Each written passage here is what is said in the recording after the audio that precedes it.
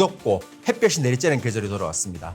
이런 계절이 돌아오면 응급실에도 늘어나는 환자가 있습니다. 겨울에는 절대 오지 않는 질환, 바로 온열 질환입니다. 온열 질환이라고 하니까 무슨 질환인지 갸우뚱하시는 분도 있을 건데 흔히 더위 먹었다고 표현되는 질환이거든요. 그럼 여러분 더위를 먹지 않으려면 어떻게 해야 될까요? 물을 마시는 게 가장 좋은데 그냥 물을 마시면 오히려 더위를 더 잘 먹는다. 소금물을 섭취해라. 이런 얘기 굉장히 많거든요. 근데 또 다른 한편으로는 소금물을 마시는 게 좋지 않다는 얘기도 있거든요. 더위를 먹지 않으려면 어떻게 해야 할까요? 소금물을 마셔야 할까요? 아니면 소금물을 마시지 않아야 할까요? 이런 온열 질환에 대한 궁금증에 대해서 우리한테 속 시원한 답변을 줄 수 있는 전문가가 마침 저희 병원에 있어서 모셔보기로 했습니다. 저를 따라오시죠.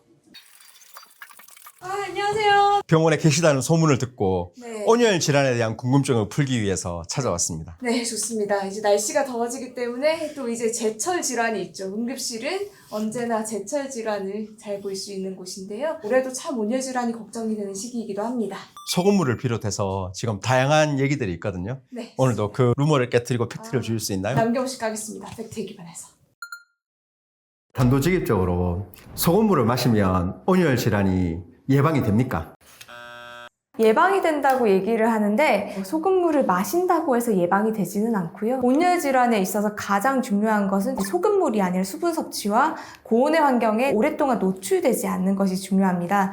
소금물의 경우에 특히나 진하게 타서 마시게 되면 갈증이 더 심해지고 구토나 설사 등 장을 자극하면서 증상이 심해질 수 있기 때문에 권유하지는 않습니다. 그럼 소금을 먹으라는 얘기는 왜 나온 건가요? 고온의 환경에 장시간 노출되어서 땀을 많이 흘리게 될 경우에는 이제 피부로 그 염분도 소실이 많이 되기 때문에 저희가 맹물만 마시지 말고 소금에 보충을 하는 것이 좋겠다라고 얘기를 합니다. 다만 이때 얘기하는 소금물의 농도가 그렇게 진하지 않아요. 실제로 저희가 몸에 이제 농도에 가장 가까운 정도로 0.9% 정도의 소금물인데요.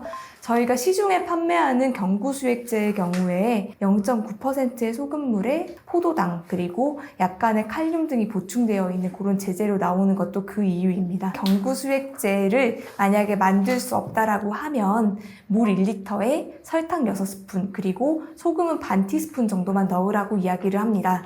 파는 이온 음료 같은 경우에는 당분이 너무 많고요. 소금을 통째로 드시거나 아니면 진한 소금물을 타서 드시게 되는 경우는 흡수가 오히려 더디게 됩니다. 그럼 치료가 되나요? 소금물 마시면?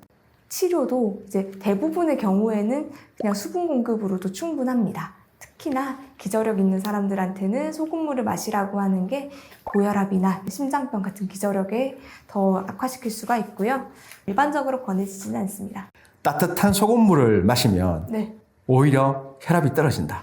그래서 고혈압 환자가 따뜻한 소금물을 먹는 것은 오히려 몸에 좋다 이런 얘기가 있거든요. 진짜인가요? 처음 들어본 얘기입니다. 실제로 고혈압 환자에게서는 일반적으로 고염분의 식이가 권장되지 않는 것은 상식입니다. 그러면 소금물은 따뜻하든 차갑든 다 안 좋은 거네요, 고혈압에는. 소금 자체가 몸에 필요가 없는 것은 당연히 아니겠지만 여분의 소금을 그렇게 섭취하는 것은 권장되지 않습니다. 인체에는 나트륨 자체는 필수적으로 이제 필요한 전해질은 맞습니다. 하지만 우리가 끼니에서 섭취하는 나트륨의 양이 적지가 않아요. 그렇기 때문에 여분의 나트륨을 소금물을 통해서 더 섭취하실 필요는 없겠습니다. 그런데 그럼에도 불구하고 이런 이제 소금물이 몸에 좋다. 네. 뭐 이런 게 나오는 게 네. 나는 소금물 먹으면 혈압이 떨어져요. 나는 소금물하고 레몬즙을 섞어서 먹으니까 잠이 잘 와요. 이런 분이 있거든요. 네네. 그럼 그 사람도 혈압은 왜 떨어진 거고 그게 우연의 일치인 건가요? 아니면 뭐 다른 게 또 뭐 또 있나요? 일단은 말씀드리고 싶은 거는 근거 수준 자체는 굉장히 미약합니다. 이게 인체 실험이나 뭐 임상 시험 같은 게 없는데 이제 본인들이 먹으니까 좋았다라고 하는 거는 오히려 이제 먹고 나서 내가 먹었으니까 도움이 될 거야라고 믿는 플라시보 효과에 조금 더 가깝지 않을까 싶기는 합니다. 아, 그러니까 이게 소금이 몸에 좋은 거라고 강력하게 믿으니까 네, 나는 이걸 먹었으니까 오늘 잠을 잘 잘 거다. 그러면 네. 소금물은 아무것도 안 되네요. 지금 보니까. 그러면 온열 질환을 예방하려면 네. 이제 뭐 소금을 먹어도 필요 없다는 걸 알겠거든요. 네, 이온 음료도 네, 필요 없고 네. 그냥 물 많이 마셔라는데 그러면 먹으면 안 되는 게 있어요. 음료 중에. 우리가 자주 먹을 수 있는 음료 중에. 일단 술이요. 아, 술에 수분 많은데 맥주 먹으면 시원하잖아요. 맥주 도움 안 돼요. 차가운 맥주. 도움 안 됩니다. 기분은 시원한데 이뇨작용이 있어서 오히려 수분을 밖으로 빼내기 때문에 도움 안 됩니다. 안 되고 두 번째로 이제 카페인이 들어가 있는 음료도 역시나 이뇨작용을 유발을 하기 때문에 그럼 커피 시원한 아이스 아메리카노. 네, 그것도 오히려 장기적으로는 이뇨작용 때문에 수분 보충에는 도움이 크게 되진 않습니다. 아, 그러면 여름철 열심히 땀 흘려서 일하고 난 뒤에 네. 시원한 맥주 한 캔 이런 건 오히려 해롭다는 거네요. 기분은 좋습니다. 온열 질환에는 위험할 수 있다. 네. 근데 이제 온열 질환이 과연 뭔가요? 우리가 흔히 더위 먹었다. 여름철 좀 아프면 다 더위 먹었다고 하거든요. 그 더위 먹었다가 온열 질환이잖아요. 넓게 얘기하는 온열 질환은 이제 정의상 고온의 환경에 장시간 노출되면서 인체에서 이제 체온을 조절하는 중추에 이상이 생기기도 하고 이로 인해서 여러 가지 구통이나 구토나 경련이나 실신 등의 증상이 일어나는 걸 넓게 이야기를 하는데 온열 질환은 그 정도에 따라 증상에 따라서 굉장히 다양합니다. 열사병, 그리고 열탈진, 열실신, 열경련 등등 굉장히 다양한 것들이 있고요. 이 중에서 가장 심각한 게 열사병이겠습니다. 몸에는 체온을 조종하는 중추가 내에 있는데 더위로 인해서 이게 고장나고 하면서 체온이 조절이 되지 않고 의식을 잃고 그러면서 사망에까지도 이를 수 있는 무서운 병입니다.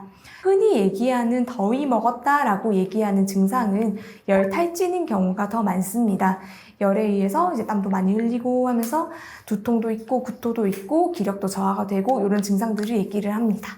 그러면 온열 질환에 그렇게 걸렸는데 네. 어지러워서 쓰러졌어요. 네. 그러면 뭘 해야 돼요? 제가 일단 시원한 곳으로 옮기고요. 그리고 이제 옷을 벗기고 의식이 만약에 없다라고 하면 억지로 물을 드시게 하시면 안 됩니다. 어느 정도 의식이 있고 마실 수 있다라고 하면 입으로 수분 보충을 시켜주는 게 필요하겠고요.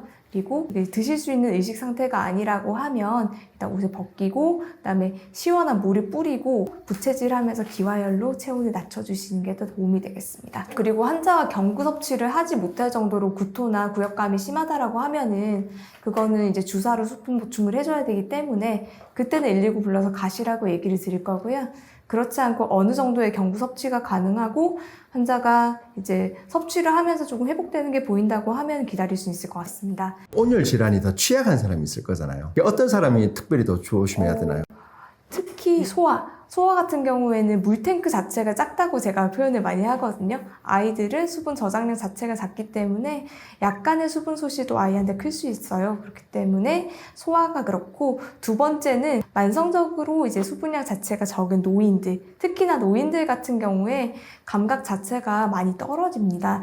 그 얘기는 환자가 본인의 몸 상태가 좋지 않아도 그게 별로 이렇게 인식이 안 돼요. 인지가 안 되기 때문에 질병이 상당히 진행한 다음에야 인지가 되는 경우가 많아서 노인과 소아라고 하겠습니다. 그래서 오늘 저희 온열 질환에 대해서 알아봤는데 네. 그 정현정 쌤이 생각하기에 오늘 온열 질환에 대한 결론을 좀 내려주시죠. 그러면 결론은 뭐를 먹어서 예방을 한다. 이렇게 특별한 뭐 왕도가 있거나 그렇진 않습니다. 온열 질환은 일단 고온의 환경에 장시간 노출되는 것을 피하는 게 좋고요. 피할 수 없다라고 하면 적절하게 휴식을 취하는 게 도움이 됩니다. 또한 적절하게 수분 공급을 하는 것이 굉장히 중요하고요. 만약에 온열 질환이 발생했을 경우에는 즉시 시원한 곳으로 옮기고 체온을 낮출 수 있도록 이제 저희가 노력을 하는 게 필요하겠습니다. 의식이 처지거나 경구로 섭취할 수 없을 정도로 환자가 많이 상태가 나쁘다면 119의 도움을 반드시 받으시기 바랍니다. 온열 질환에 대해서 살펴봤는데 그러니까 더위 먹는 거에 대해 살펴봤거든요. 그러니까 오늘 확실히 알겠는 건 여러분 소금 먹어도 도움 안 된답니다. 그러니까 여러분은 소금을 모두 충분히 드시고 있으니까 물을 많이 드시고요. 이온음료도 도움 안 된대요. 이온음료 드시지 마시고 차가운 맥주, 시원한 아이스 아메리카노 모두 다 도움 안 된답니다. 오직 물만 여러분 살 길입니다. 그래서 여름철에 땀을 많이 흘리고 난 뒤에는 시원한 물을 드시고 더운 곳에 노출되면 그늘진 곳에서 쉬고 그리고 여러분 좀 몸이 조금이라도 이상하면 상태가 나빠지기 전에 병원을 찾는 게 좋습니다. 왜냐하면 저희가 이제 이게 더위를 먹어서 그런 건지 아니면 다른 질환 때문에 그런 건지 알 수가 없거든요. 저희는 대한민국에 있는 모든 루머가 사라져서 건전한 의학 정보가 완전히 세상을 장악하는 날이 올 때까지 닥터 팩트체크는 계속 쭉 달려가겠습니다. 구독과 좋아요 부탁드리고 여러분 한번 팩트체크해보고 싶은 궁금한 의학적인 내용이 있으면 댓글로 달아주시기 바랍니다. 오늘은 정현정 선생님과 함께 온열 질환을 알아봤습니다. 감사합니다. 감사합니다.